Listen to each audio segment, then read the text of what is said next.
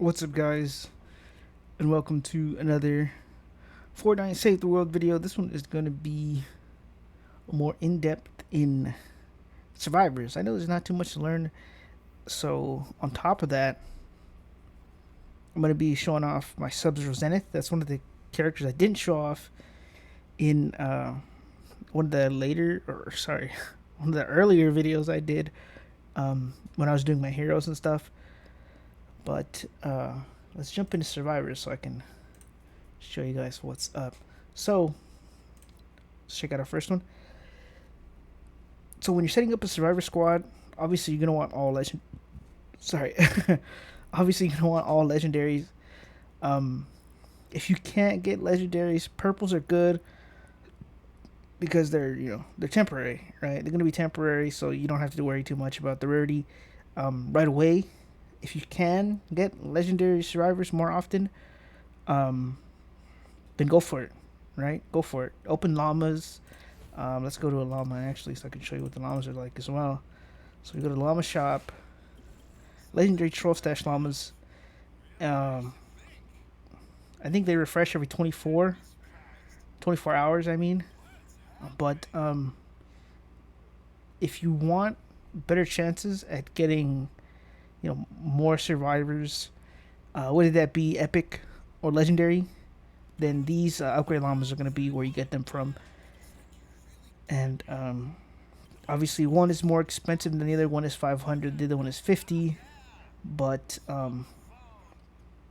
the 500 is obviously going to be better.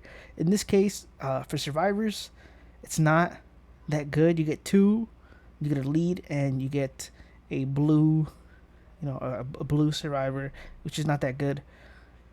In this one, you can get a good trap. As you can see, there's the ceiling drop trap. That's actually a kind of good trap to have.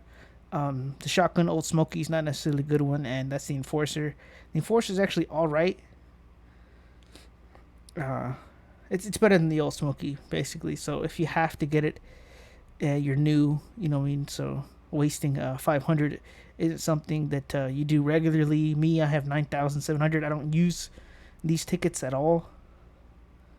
Unless like I see a character in one of these llamas that I can put into my collection book, then I'll use it. But really, I don't use it.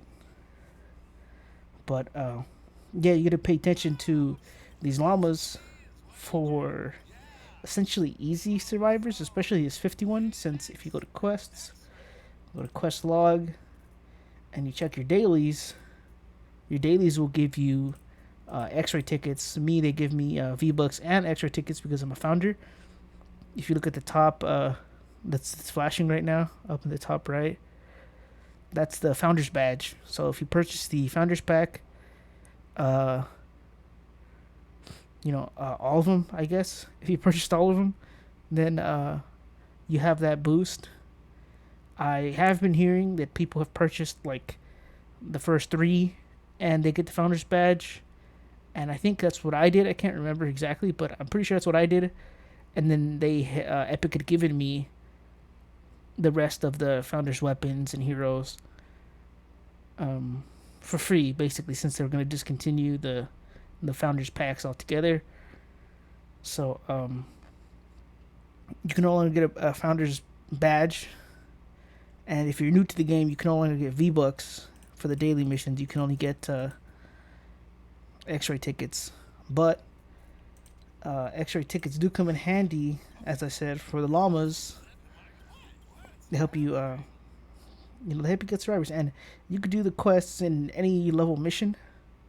So if you really need to, you can do your daily, if it's in the same area, like it's a destroy teddy bears in an urban zone or suburb zone, then you can just do that mission over and over again, get your 80, and then get a llama, or save up for a 500 or save up for 1,000, because there are times where these legendary troll stash llamas will be 1,000. They have different variants of the legendary llamas. Like there's a legendary survivor llama.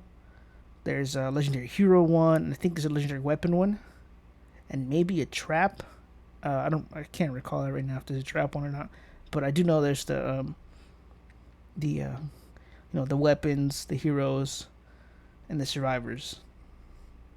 And same goes with the standard upgrade llama. There's a chance during the 24 and the reset that you can get a regular upgrade llama with let's say like blue or purple survivors, and in the case where you don't have too many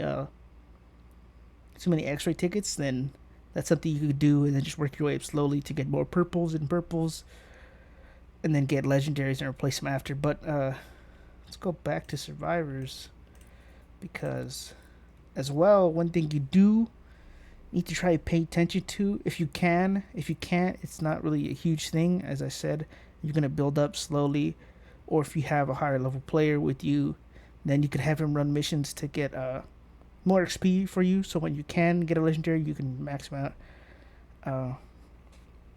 Or you could check Fortnite DB. Fortnite DB has the listings of missions in all areas that give like loot, right? It'll show you, for example, there's a mission yesterday where the reward was a legendary survivor, and that was in a venture zone. It was retrieve the data. I think it was in a 124. So you can get legendary survivors. There are, there are quests to get legendary epic survivors or get epic or legendary weapons or traps.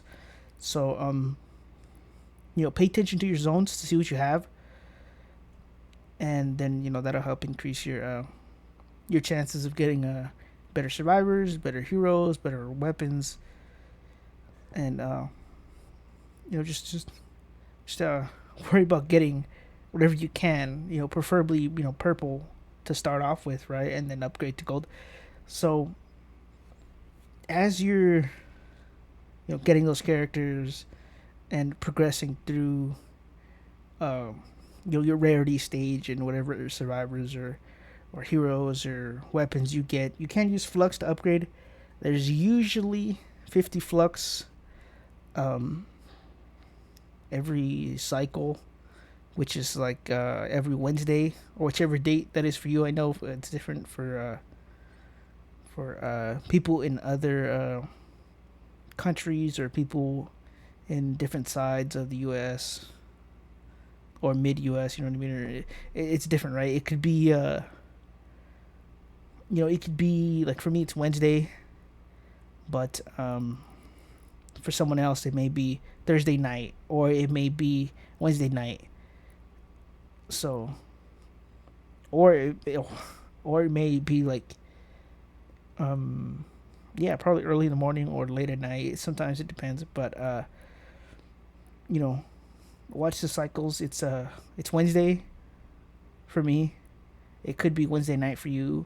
It could be Thursday morning or Thursday afternoon. But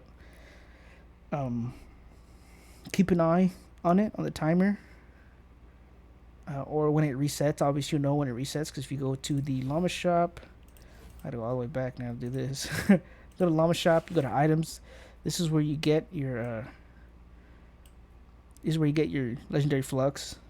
And so if you save up gold, a bit of gold. I'm not sure how much it is. I think it's 750 for 5. Or sorry, for 10. Is it 10? I think it's 10. Yeah, for 10 it's like 750 for 10, I believe. That might be wrong. So I'm sorry if it's wrong, but off the top of my head, I just remember like 750 maybe. See, today's Tuesday, and it's about to be like 4 or 5, so it's basically 24 hours until the reset. So yeah, stock up on this. You don't really have to stock up on this. Some missions will give it, but if you have the gold, go ahead and get it. It's 1,000 for 10, it's 1,000 for 10, and you get 1,000 as well, or you get 2,000, something like that. Yeah, I think it's 2,000. Yeah, well, you get 2,000, and obviously if you have more gold, get all the resources. Right now, there's double Eye of the Storm. 15 and 3. So it's, it's a good amount. There's also 2 epic survivors, and then I believe every event there's 1 legendary survivor. Um, if I recall, it's like 700, I think, as well to get this guy, and then these are just 250. So it's a lot easier to get these two. Get your power level up, do some higher level missions, get more gold out of them, and then come back and get a legendary. So that's kind of my way of thinking how to get better survivors. And the heroes too. The heroes that are currently in this shop are really good. These 3, this one, Star Sprinkled Headhunter. This one, if you don't have it, you're gonna want it. He gives the team perk Totally Rocking Out, which is a really good team perk. They nerfed it recently. I don't know how recently, but they did nerf it. This character is also kind of good. And if you don't know these 2 characters, they refund ammo when you're using Warcry. And if you use them as your main, I think it's 50 for each of them. Let me see. Yeah, 48 if you're commander. And this one is 50 if commander. So they're really good. They're probably kind of good early game.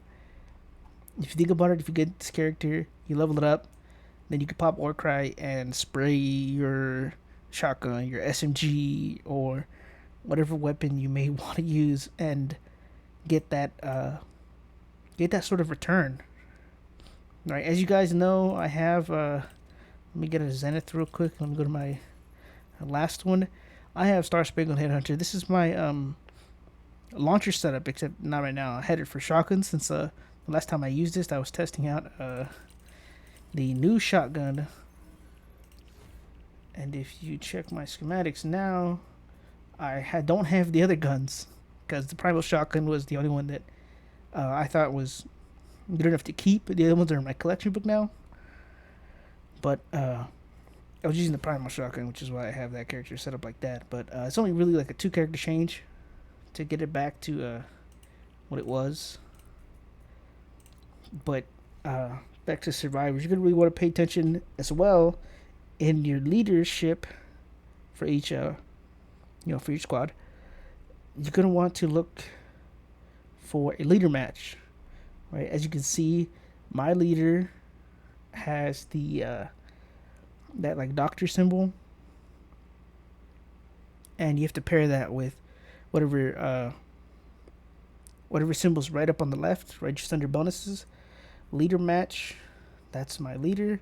Matches with doctor, and it could be any. It could be any, like, let's say they're all purple, right? The leader's purple as well. That's what you want ideally. You don't want your leader to be lower than your squad members. In other words, you're not getting that kind of boost in power level. So it's something to also look forward to. But another thing to look forward to, or to keep an eye out for, is having your leader, check what I'm trying to say is, what you're gonna want to do. Sorry, I don't know why I started speaking all broken English. What you want to do is you want to pay attention to your leader's personality, right? This one's pragmatic. You're gonna want all your other squad members to also be pragmatic. If you do that early game, you do that more often than not. You pay attention to them, even if they're purple or blue or you know what I mean, or green. If they match personality, they will bring your power level up. But again, so long as your leader is higher or equal to your squad members, you'll get a little more boost. So I have all mine higher than my squad members. Some of the squad members, I don't know if the quest is still available. That's something you guys would have to tell me, since I got this mythic character a long time ago. This is Joel, and another one is sorry, I missed the little cursor. Another one is Carolina. They're both mythic survivors, and they're squad members as well. They're not leaders. So That's an even bigger boost to power level if you can level them up first, right? Well, in terms of your squad members, you level more into this one, but before that, you're gonna want to put levels into your leader before you put levels into anyone else. Your leader is gonna give you the most power level out of any other, character, right? I'm not saying this leader specifically, right? Not the fire team leader. If you do level him first, you will get more offense points, so you will be noticing you do more damage. But yeah, always level up your leaders first, no matter what rarity they are. If you find a leader that's better, you could always scrap the previous leader and then put in put in the higher level one or the higher rarity one. So don't forget about that. So now what I want to do, let's check my backpack actually, see if I got okay, I need to scrap this. Or craft a new one just cause.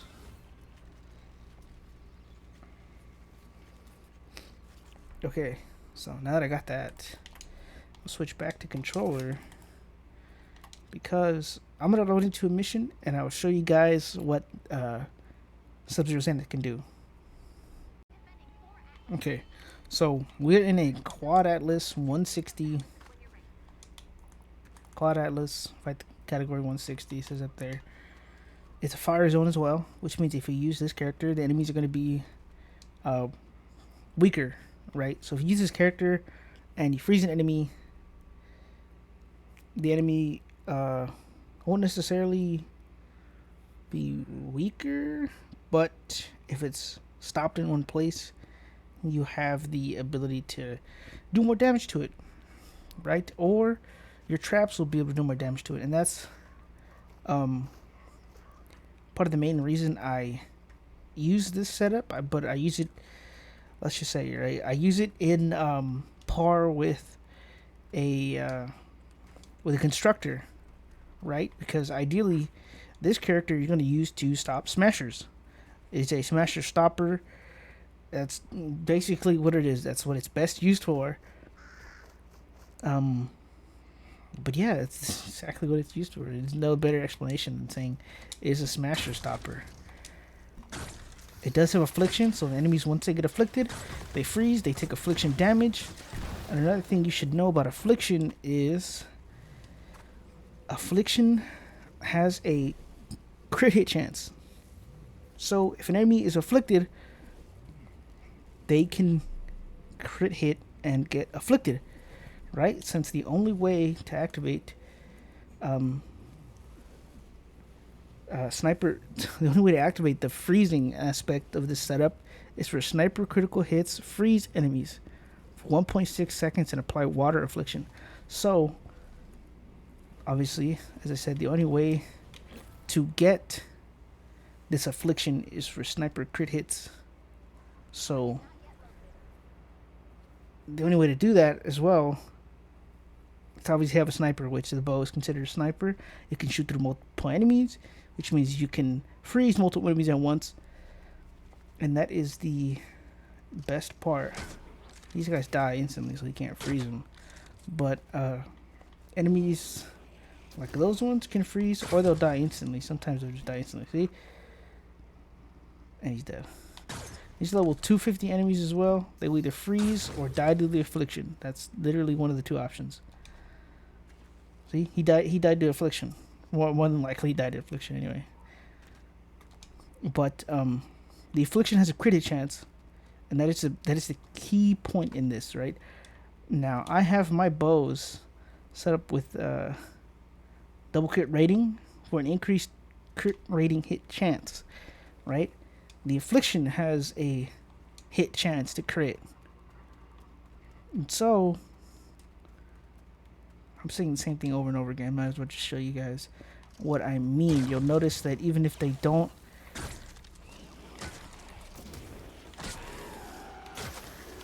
see, he's frozen as well. Even if they don't die to the arrow hit and or get freezed because of the arrow hit, they can still get frozen to the affliction, is what I'm trying to say. See, I didn't hit him, he got frozen to the affliction, and that's the best part. Because I could freeze him over and over again. Strictly through the affliction, or because I'm hitting him with my arrow. So he just stays there. I hit him again, do more damage to him. He could unfreeze, and then freeze again, because the affliction will crit hit. So I emphasize that a lot, because that's the seller right there. The reason you want this build, you want to try to build towards this setup, is so you can, keep using that. But I also have Fire of the Dragon, which increases affliction duration by 34%. You can see that just above the banner on the right of the screen, bottom right. Affliction duration. So again, as I said before in the previous video, I'm not sure if that applies to weapon affliction. It says affliction, but it's not for sure if it's weapon affliction, like guns or bows, or, you know what I mean? Because the character that it's from is a sort of a melee character, right? His ability is that's a mimic. I also need to tell you guys how to identify mimics. So see its glow. Its glow isn't like a bright glow like you see of other chests. So watch, can I find another chest? I don't know if there's a chest in here. No, it's not. It's kind of hard to explain, but the glow isn't as golden as an actual chest, so it's like, it's noticeable, right? For those of you playing for a while, you can notice that as well pretty quickly. It's not like a usual chest. See, it's another mimic. That's crazy. He froze too. Yes, you can freeze mimics. He's still frozen in the air. Now let's look for an actual chest. I'm pretty sure there's a chest up there. Well, there might be a chest up there, but we'll find out in a second. Look, freeze this guy from way over here as well. Watch him freeze. Look at him up there. Frozen guy. And it almost always freezes him. And I say almost always because it's not usually the shot that'll freeze him. As I said before, it's like the affliction that'll freeze him. And the affliction can keep them frozen. See? You hear its sound, you see its glow. It actually produces a light in front of it and casts a shadow. The other one doesn't cast a shadow or have such a golden light, so it's easier to tell. How you know it's a mimic, basically. You can't hear it, you can't see its glow, it doesn't cast a shadow, it's just some like fake glow on the floor. I'm gonna freeze or die. He froze and then died. Okay, another I was gonna say an easy way to avoid fall damage, but I forgot I was on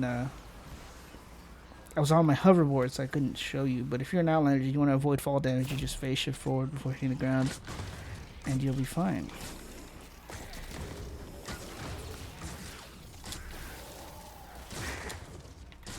He froze while trying to push me, which is funny. He's gonna freeze. Oh, or just die to affliction. Yep. So, yeah, I mean, these are 250 enemies, not by myself.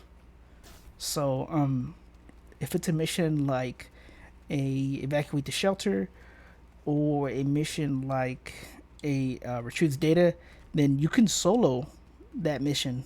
A 160 mission. Level 250 enemies. Right? You can solo it. It's a doable thing. With this setup, not so much with the other bow setup, since the other bow setup, it's not as good as it was, if I want to be honest. It still does damage, it still puts in work, and it's still like, it still destroys enemies, but he's gonna die, yeah. But since they nerfed Totally Rocking Out, it's not as good, and I'm gonna explain how they nerfed it as well. As far as I know, I haven't read any patch notes or anything, so I'm not officially sure if that is how they nerfed it. But as far as I know,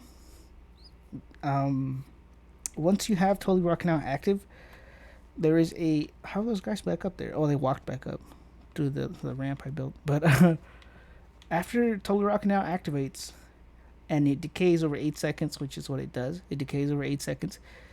There is, or what seems to be, a time between that time and the time you could pop it again. I'm not sure how long. It may be like 5 seconds or so. I'm not entirely sure, since when I'm in a fight and I'm trying to use Totally Rocking Out over and over again, or trying to get it to pop over and over again, I'm not really paying attention to the time between. But I have noticed that there is a time between, and that I think is the way they nerfed it. Because previously, as Totally Rocking Out was decaying, you could activate it again, and thus thus getting lots of health, or thus getting lots of crit damage, crit rating. You know what I mean? Crit rating, crit damage. They go hand in hand. So it would be it would be both, right? Let me go to my So see, as Rockin' Rift activates, it increases critical rating by 160, decays over 8 seconds, and heals. So what you could do as well, previously you could do, is Totally Rocking Out you could use as a sort of healer build, right? You get Totally Rocking Out, you heal, and this applies to constructors with traps as well. So you could have Totally Rocking Out in your constructor setup with 2 rad characters, and then you could heal over and over again. And that was good for enemies like mini bosses that ricochet, because as you know, ricochet enemies are super crappy to deal with. The more damage you try to do to them, the more damage is dealt back to you, and you die, right? One of the ways I used to deal with them, because you can't kill them, right? You can put a healing pad on you, or you can put a campfire and just try to out heal the damage you do. One of the ways I would do, or get rid of them really, is I would just bull rush them off the cliff. So there's an ability with constructors. Bull rush pulls out a shield, and you sprint forward with that shield and push anything that's in your way out of the way, basically, and they take damage for it.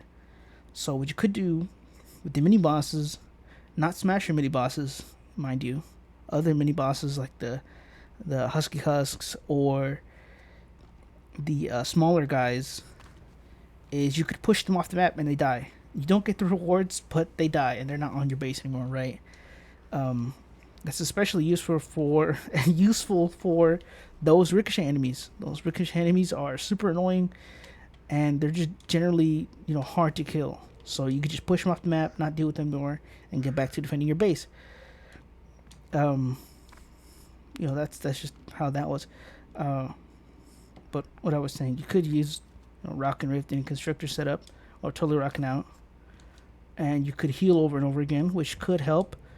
You know what I mean? You and a teammate, let's say you guys are building a base, one's a constructor, and you are also a constructor, or you may be another build. You may be this build, you may be the other bow build, or you may be a different damage build, right? You may be a minigun build. You want to do damage to the mini boss? You could use Totally Rocking Out, and then you could use more, let's say, minigun cooldown or minigun damage setups, and you could try to do that damage to the mini boss while also healing from traps, right? You could place traps down and have the traps get Totally Rocking Out active for you, and then heal over and over, or hopefully over and over, since it has been nerfed.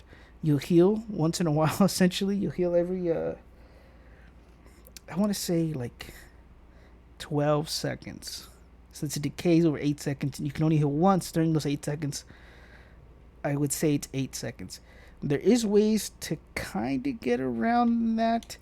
If you've seen, actually not this setup, my other bow setup, I have a character that gives me shield. So I gain shield from eliminations. It's a small portion of shield, but if you're killing large groups of enemies, then you can gain a lot of shield back. I have the same sort of concept for my minigun build. I have Survivors Jonesy, and when I go into zones, I can kill a bunch of enemies, get a bunch of health back, and keep doing what I do. Keep killing enemies, keep gaining health back, and or keep gaining shield back as well. I think you can actually have both on there, so you can gain health and shield. Not very much of either, mind you, but it does add up if you're finding large groups. So it is something, you know, as well to pay attention to. But I think that's gonna have to be it for this video. Actually, if you guys like it, leave a like. If you want to watch more or have questions about this video, this setup, anything like that, setups you might want, setups you consider, or you know, you may have questions about your own setups you're putting together, then let me know in the comments and I'll try to get to you as fast as I can, or as soon as I can. But I'll see you guys next time.